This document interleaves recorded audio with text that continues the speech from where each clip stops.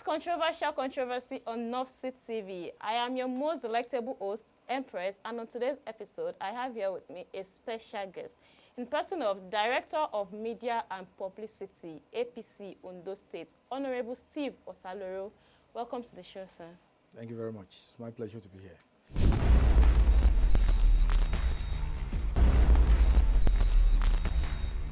Let me start by congratulating your party on the Presidential Election Petition Court ruling in your favor. What is your take about this? Well, we're happy. You see, we've always said that election should be won at the ballot, not at the court. You see, and I think we are gradually getting to that stage where elections will be won through the mandate of the people as displayed at the various polling units across the federation. Not somebody relying on some technicality so that I can knock out the winner. I hope we'll get there. On this one, we told them when they went to court, we know virtually they don't have any basis. They only rely on technicality to defeat the incumbent president, the president. That's Alhaji Bola Ahmed Tinubu. It's not as if they brought any witness anywhere in the federation. And when you go to a court like that, you should be armed with your evidence and your evidences, whatever, so that these are the things the judges will look at before ruling, either against or in your favor. But in this wise, both the Labour Party and the PDP, they didn't go with any of the witnesses, and they have polling agents across over 130-something units across the country. None, they could not bring one.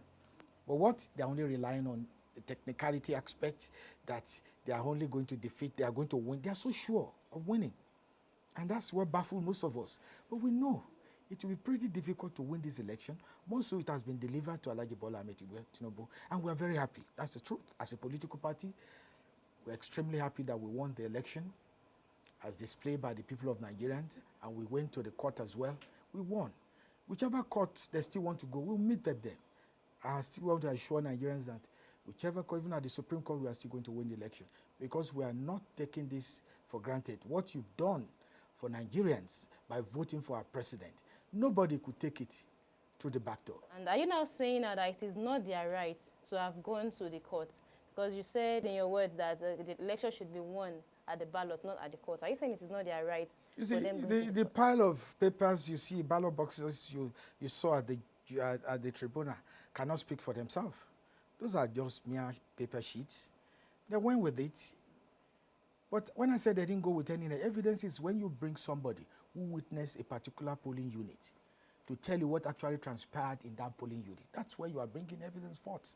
Not when you are bringing the papers, you know, that could be manipulated, that could have, you can even purchase anywhere. But when you bring human beings, that yes, I was a so polling unit at Arigidi, Agoko, at Iduane, for instance, where I voted, that these are things that happened. I will come up with hard evidence. These are the things, these are the kind of people the judiciary want to listen to, not ballot boxes. They came up with all those trash ballot boxes we saw at the Tribunal. There was nothing, virtually nothing. Those things cannot speak for themselves. That is what I mean by evidence. Do you feel the judgment passed by the Tribunal is going to keep the youths, is going to increase their faith in Nigeria? Because I do not see that happening because a lot of youth are still not happy with the judgments. Well, this is a landmark judgment, who, by all standard, is going to improve our jurisprudence. If you see the delivery, the thoroughness in it, a lot of lawyers have one or things to gain from it. And there's so much milestone in those judgments that this will stand the test of time.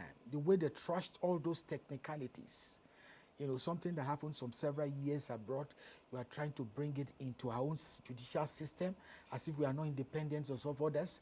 If they had the evidence, they would have looked at it. The Nigerian youths are equally concerned that they want good governance. The Nigerian youths are more concerned.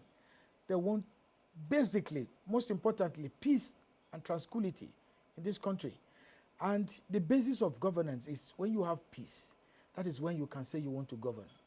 And when you are derived of that peaceful atmosphere, that's where the problems are. You see, I expect you to say the lawyers, the judiciary generally, our luminaries, some senior advocates, some of them have commended this judgment as being a landmark one. So I want to believe we can only watch what will come next. But I tell them, you see, the unity of this country is more sacrosanct than ambition of one man. We can't destroy this country because of an ambition of a person. Nigeria is greater than anybody, and that should be the watchword of every Nigerian. Coming from what you're saying, the President, Bola Ahmed Tinubu, instead of giving us the 5 billion palliative, why not getting buses, at least to reduce the effect of the subsidy removal on workers and students? Because transportation is now very high, and a lot of people are saying even the palliative is trying to give out is not going to sort it. Well, I quite agree with you, but you see, the 5 billion per state is just an addition. There are other components that goes with this palliative. You know, for instance, the 5 billion catch, and as I speak, several foodstuffs are being distributed across the states, for instance now, and several other states. So other things, we know the cost of transportation, not only transportation, other things have gone up. And government are looking at this. But you see, this is a child of necessity. And all the presidential candidates, both Atiku, Obedient, and President Bola Ahmed Tinubu all said that they are going to remove subsidy. They are organized that this subsidy are being swindled by few Nigerians. There's nothing virtually called subsidy. Some people are just sharing money in the name of subsidizing petroleum. It could come with some pain, definitely, which we are all going through. But it's better you go through, just like a child, a mother that went through labor, a period of pain, but at the end of the day, a joyful, bouncing baby will come out of it. Like you said, a period of pain. So how long is this period of pain going to last? Because I can tell you it is not even easy at all. Well, I hope I'm in a position to say, I'll say tomorrow. But the truth is, nobody could say. These are issues of economics. Let's put some indices. Often than not, in economics, 1 + 1 might not be 2. It could even be 11. Depends on what you are looking at. So this pain is a pain of necessity, like I told you. How long it will take, we hope it will be sooner. But the truth is, no matter the length of time it will take, no government that have a 4-year span, we want to see Nigeria go through this pain in the next 1 or 2 years. They won't be comfortable. And what are the indices that foresee that these pains will go down is the fact that government is looking at its own refinery at Port Harcourt. They say it will come on stream before December. And they are equally looking at that of Dangote, that say it will come on stream by 2025. Because Nigeria equally have a stake at that, more than 3 billion stake in that refinery. So by the time we have these two put together, this issue of going abroad to buy petroleum will not be there, because of the landing costs and other costs are what brought up this liter of oil to about 280 naira. Good. So when we remove all these things, gradually we start seeing a drop, a significant drop in the price of petroleum. I think Nigeria is an oil-producing country, so why do we go abroad to buy petroleum? Well, part of the problem, you see, this is part of the problem we faced. It's like Obasanjo just said when he left as head of state in '79, Nigeria was having about 22, if not more, fleets of ships. When he came back, he met nothing. It's a decay of over time. You see, I want to believe it's a challenge that most African countries are facing. That we are oil-producing states. We are the largest in Africa. We produce crude oil, largest, with huge deposits. We could not maintain an ordinary refinery. There was a time we had about 4 refineries in this country. I remember sometimes our depot is always filled with fuel. Fuel is everywhere. But what has gone wrong? It's a question of leadership. That I think the current president will have a big challenge in his hand to resolve it, so that we won't go back to such era. when we now bring back the Port Harcourt refinery and that of Dangote. And by the way, Dangote is one of the biggest refinery in the whole world. So you could imagine the liters of petroleum it will be producing, both for internal consumption and external consumption. We just pray we are around, we see this 2025 to come. But before then, the present leadership of the 9 MPC have promised us that oil will start coming out from that of Port Harcourt refinery. So it's a challenge that nobody could really answer. But it's an unfortunate situation where we found ourselves. And that's why when we look back in some of the leadership of this country, you start asking, why are they not asking questions? Why are heads not rolling? Are the Nigerians responsible for all these things? They are. But you see, we're so huge a country that the level of trust is not yet there, you know. And just like a lot of people were shouting now, that the present crop of people Mr. President is appointing is people from the Southwest. Far from it. And if he's doing that, these are technocrats. You look at people on the face value, you look at their credentials. These are people that could make a lot of difference. He's not just picking someone because he knows him. He's picking people based on their competence. And with due respect to other ethnic groups, the Yorubas seems to have edge when it comes to competence and when it comes to education. They've been far ahead of other Nigerians, you know, before now. So when somebody who's bringing about changes, they start roping with ethnicity, you just laugh. But the truth is, he doesn't give a damn. The important things for Nigeria, ordinary Nigerians, is for the job to be done. And that's what we expect them to do. Talking about question of leadership, which you said earlier, yeah. What do you think this government, led by President Bola Ahmed Tinubu, is going to do different from the past government, judging from the fact that they are from the same political party? Well, it's not the issue of political party. It depends on the individual. When he came in as president, he told Nigerians, I'm Bola Ahmed Tinubu. He's not Muhammadu Buhari. He has his own, the way he wants to go about things. He came up with Renew Hope agenda. And President Buhari, when he came in, he has done his bit. Might not be to the expectation of most Nigerians, but give it to him. Before he became president, certain part of Nigeria has been ceded to the Boko Haram. He went to work almost immediately. We're able to take back our country.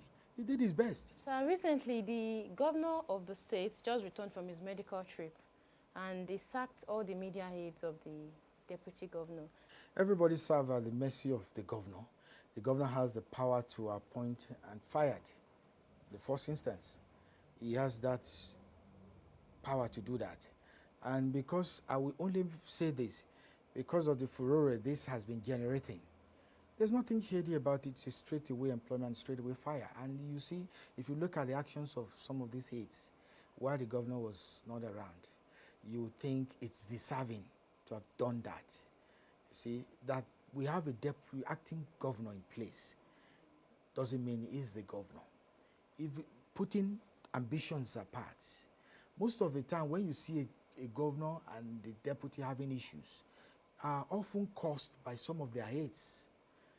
You know, we learned that some of the aides of a deputy governor were planting stories, even stories against the governor himself and the press. But the governor was not around. Not only planting stories, they even have the audacity to go on their social media page and start writing certain things against Mr. Governor. Who gave you this job? It wasn't as if it was the deputy that gave you job. It was the governor that gave you guys job. And we have one, just like we have one presidency. It's one government. You know, the mandate given to the governor and the deputy is one. The boss is the governor, then the deputy. So whatever all their aides are doing, both the aides of the governor and the aides of the governor, they should be speaking. They should be on on the same league. They should speak in tandem, whatever they are saying. But when you see people going out of the box to do certain things, you know, creating an impression that all is not well within the school, creating an impression that the deputy governor is being maligned, marginalized, and stuffs like that, it calls for a serious rejigging that system. And I think that's what the governor had done when he arrived. Then there's a rumor that the deputy governor is going to be impeached. So, sir, what can you say about this? The issue of rumor of impeachment. I could equally say that just like you, we had it on the social media, and we don't see any justification for that. Because if he's going to be impeached, definitely that will not be coming from the governor. The governor doesn't have the power to impeach his deputy. That power lies with the House of Assembly. And if our House of Assembly feel otherwise, they will give reasons for that, But to now use that as if all is not well within the governor and the deputy is not true. All is well. Just like the House of Assembly can impeach the governor, they can equally impeach his deputy. So if they find any reasons, and you can't impeach people in isolation, you have to come forth with the reason. So they will let people know if there's any of such thing. It's still a rumor. It's still the rumor. People are still talking about it. So I cannot but say something about it. But from the party's perspective, we are not aware there was any such plan. Such plan and I want to believe if there were anything, the party would be notified. Because most of the people, members of the House of Assembly, they are from a political majority, they are from a political party. We are holding the majority in that chamber. So they will be informed us so we are not aware of any such rumor. But the rumor is there. But definitely I won't make further statement to give credence to what is still a rumor. So the tenure of the caretaker chairman has expired. We are looking forward to elections to be conducted in the grassroots. So what are the preparations of the state on this? Yeah, the last local government, they left office. And we're expecting an election, but the election may not likely come up this year until next year. So we are looking at a situation whereby the government will come up with its own position, what he wants to do with the local government. It's either he wants to continue with the current civil servants who are the head presently, who has been handed over, or a caretaker chairman will be appointed. But the good thing about it all is that we now have 51 local government in Ondo State, 33 LCDA, 18 local governments, 33 LCDA, which has been overdue. So if election will be conducted, we'll be conducting election into 51 local government. That has been approved by the House of Assembly, and that has become a law, signed into law by Mr. Governor when he arrived. I'm sorry, 33 LCDA, that's 51 local government. So how does it benefit the people of Ondo State? Because you stay in the city, you might not know. But I'll give a little bit of explanation. You see, when Lagos State was created, Kano State were equally created. Since then, about 1 or 2 states have been carved out of Kano State. They are having 44 local government. Lagos is still having 20 local government. Now, you know what happened? When allocations are being distributed, in 3 tiers, the federal government will get some percentage, I think 58. The state will get percentage. Local government is getting about 20-something percentage. It runs into several billions. This will be shared according to the local government. Now, unfortunately, we have 18 local government. Some states that are lesser than us in the now. Osun State, for instance, is having 30 local government. Are you aware of that? Yes. 30 local government. So if allocations are being shared from the federal level, 30 local government will be catered for in Osun State, while 18 will be catered for in Ondo State, even though we have more populations and more lands. I'm sorry. Let me finish. I want to a little bit give you explanation of what you asked. Okay. So why will you say, what will the people benefit when that money are coming to the local government? If at the end of the day, 33 local government, 33 SCDA and 18 local government becomes gazetted and passed at the federal level. Lagos State presently have 57 local government, LCDA including the number of 20 local governments. If that is passed at the highest level, it becomes law. That means Lagos State will be taken care of, will be giving allocation into all the 57 local government. So Ondo State will be having 51 local government. Won't that chunk of money be of benefit to the locality? Now, for instance, I will give example of my own place. We are part of Yose local government. We've been having LCDA for time immemorial. Now it has been gazetted. We are no more part of Ose. We are now bringing governance straight into Idoani, Afu, Idogun, Imeri axis. The impact of governance will be felt. There's no way. Now you have your you have your allocations, you have lesser people to take care of. Because no matter how you look at it, governance is now coming straight to the people, it's coming to the grassroots. That is what it means. Just like when your TV station, for instance, when you are now opening more branches in Lagos, in everywhere, in Abuja, are you saying people in that places will not benefit? That is what it means. When you are opening more branches, then you are gaining more revenue, you are giving out more employment into those localities. When all of this local government mentioned, they have to increase the stake in terms of employment. They have to look at having lesser people to take care of. Instead of concentrating everything at Ifo now, they'll be concentrating much things at Idoani because they don't have the LCDA. That's the benefit we're looking at. Some days ago, a video went viral of an altercation between party leaders in the states. What is your party doing to resolve this internal mechanism? Because it's disturbing, I would say. No, we could as well mention it. It's in the public glare. Olumide Awolumate, is the ward chairman. Yes, and Dr. Honorable Oshadam, who is the Honorable Commissioner for Women Affairs. Yeah. It's an unfortunate incident that happened, and we've done the right thing. As a political party, we call the two parties to know what actually led to that altercations, which has gone viral all over the country. That's not the kind of thing we want our parties to be mentioned into. But I might not give you the details of what we're going to do eventually, but the chairman has been placed on suspension for now. You know, the police are looking into it. The government itself has set up a body to investigate what actually happened. We'll get to the root of the whole thing. But we can only assure our people these things has bring our name of our party into a state of disrepute, which we are not very happy about. It's an incident that is not worth it.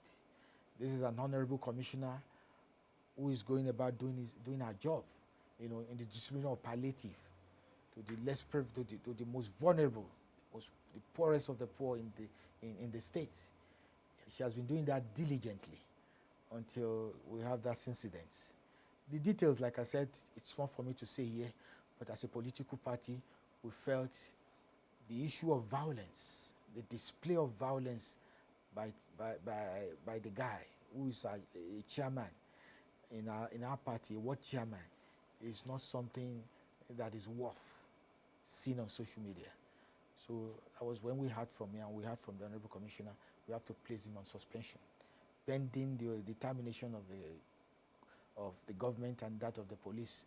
So we can only appeal to our fellows. You know, we are a party that doesn't like any act of violence whatsoever. And there's a law in the states that prevented such act. Maybe because if we are looking at a jail time, if it's lucky, you know, but as a political party, we always step in, you know, if we have the opportunity to treat it as a family affair, but we just want to make Nigerians to know that this man has been placed on suspension almost immediately when that incident happened. And I believe he has regretted that position a great deal. Thank you very much, sir, for coming on the show today. It has been a very enlightening moment with you. Sir, well, it's my pleasure. You know, I appreciate every bit of talking to you guys. You have a fantastic TV channel. I can always recommend this TV to a lot of people. You are doing fantastically well here. It's my pleasure. Thank you. That's it for this episode. And until next time, where we'll be bringing you another amazing episode. It is Nofsit TV on Instagram, Facebook, and YouTube. Do not forget to subscribe, like, and share this video. And also, turn on your notification bells to know when we drop another amazing episode. I am still your most delectable host, Empress. Ta-da!